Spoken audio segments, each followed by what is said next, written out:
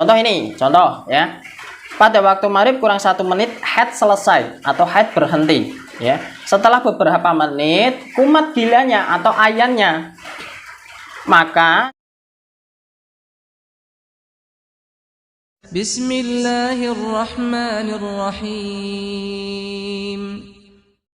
Assalamualaikum warahmatullahi wabarakatuh. Apa kabar sahabat santri dan pendukung channel Al-Hadafi? Semoga kita semua selalu dalam lindungan Allah Subhanahu wa taala, diberikan keberkahan rezeki, umur dan segalanya dalam hidup kita. Pada kesempatan kali ini saya akan berbagi ilmu atau sharing ilmu ya, ilmu haid, nifas dan istihadah dalam kitab Risalatul Mahid ya, yang mana sudah saya terjemahkan ya. Jadi selesainya haid ataupun nifas serta sholat yang wajib dikerjakan ya. Jika haid ataupun nifas ya di dalam sholat fardu kira-kira masih cukup seandainya digunakan untuk melakukan takbiratul ihram, maka wajib menjalankan sholatnya waktu berhentinya haid tersebut ya. Nah begitu juga sholat fardu pada waktu sebelumnya ya. Jika boleh dijamak dengan sholatnya waktu terhenti haid tadi ya. Jadi wajib melaksanakan sholat duhur bersama asar ya. Wajib sholat maghrib bersama isya. Kenapa asar, duhur, dan isya maghrib? Karena itu adalah sholat yang bisa dijamak ya. Tidak wajib isya bersama subuh ataupun subuh bersama asar atau asar dengan maghrib ya. Karena itu adalah di sholat-sholat yang tidak boleh dijamak atau digabungkan ya. Contohnya ini ya. Masuk waktu maghrib jam 17.30 sore atau setengah 6 sore ya. Sekitar setengah 6 sore itu kurang 1 menit haid atau nifas selesai. Jadi itu semua harus dilakukan sholatnya. Maka wanita tersebut wajib sholat asar dan duhur. Asarnya wajib, duhurnya juga wajib. Berarti wajib diqodho ya. Sebab masih menjumpai waktu asar meskipun cuma cukup digunakan untuk melakukan takbiratul ihram ya, apalagi waktunya itu masih longgar ya, berarti itu harus benar-benar wajib harus dilakukan ya. Duhur boleh dijamak dengan asar ya. Oleh karena itu jika selesainya haid pada waktu duhur misalnya ini ya, maka hanya sholat duhur yang wajib ya. Tidak wajib sholat subuh, sebab subuh tidak boleh dijamak dengan duhur. Tidak ada sholat subuh jamak dengan duhur, itu tidak. Tapi berarti yang wajib itu cuma duhurnya saja, subuhnya tidak ya. Tetapi jika haidnya itu selesai, waktu sudah tidak cukup untuk melakukan takbiratul ihram, atau tepat ketika habisnya waktu, maka tidak wajib mengerjakan sholat pada waktu tersebut ya. Kecuali jika bisa dijamak dengan sholat sesudahnya ya, semisal duhur dengan asar, maghrib dengan isya.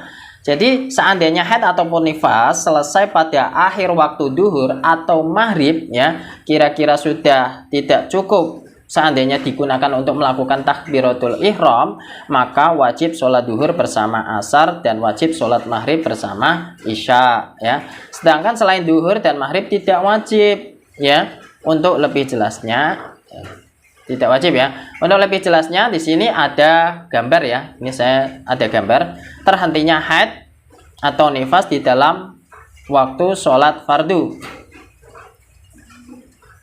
Ya. Kasusnya atau kejadian terhenti waktu sholat tersisa cukup untuk takbiratul ihram saja, duhur pada akhir, maka sholat yang wajib adalah qodho duhur. Ketika berhentinya haid atau nifas itu pada akhir asar ya, maka yang wajib diqodho adalah asar dan duhur.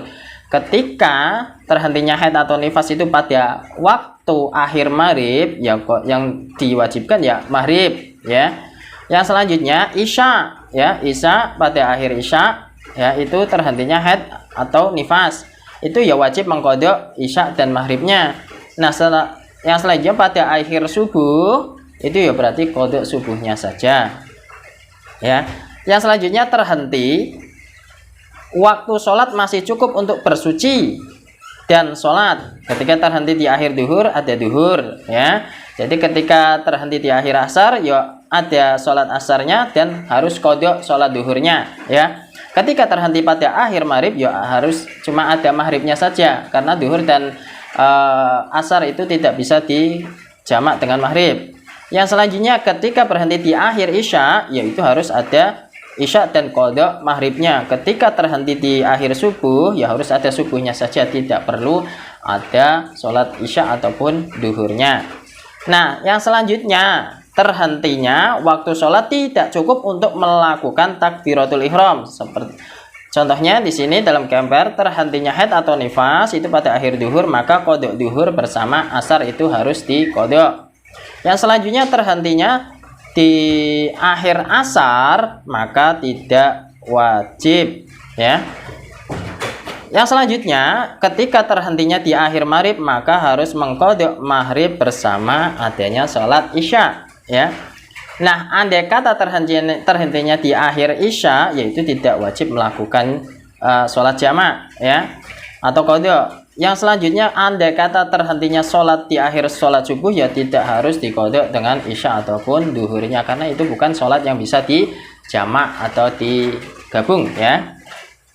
Nah, yang selanjutnya, andai kata kalau sudah selesai haid ataupun nifas, ya, terus tertimpa perkara yang mencegah sholat lain, misalnya gila ataupun ayan, ya, maka dilihat dulu kalau jarak antara selesainya haid ataupun nifas itu dengan datangnya gila atau ayan, seandainya dipergunakan bersuci dan sholat tersebut di atas seiring-iringannya, ya, maka wajib mengerjakan sholat tersebut, ya. Tetapi apabila tidak cukup, ya, maka tidak wajib, ya. Ini hanya secukupnya saja berurutan mulai sholat yang tunai atau adaan, ya. Contoh ini, contoh, ya. Pada waktu maghrib kurang 1 menit haid selesai atau haid berhenti, ya. Setelah beberapa menit kumat gilanya atau ayannya, maka jika antara selesai haid dan gila itu cukup untuk bersuci, sholat maghrib, asar dan duhur, maka wajib semua, ya.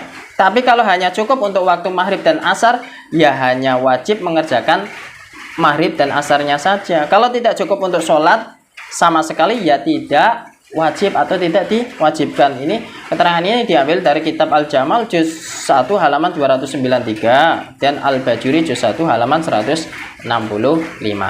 Itu saja yang bisa saya sampaikan, semoga bisa bermanfaat bagi wanita-wanita yang masih haid atau ada permasalahan tentang haid, ya. Apabila bermanfaat, jangan lupa tinggalkan like, komen, dan subscribe. Sekian dari saya, apabila ada kesalahan mohon maaf sebesar-besarnya. Wallahu muwaffiq ila aqwamit thoriq. Wassalamualaikum warahmatullahi wabarakatuh.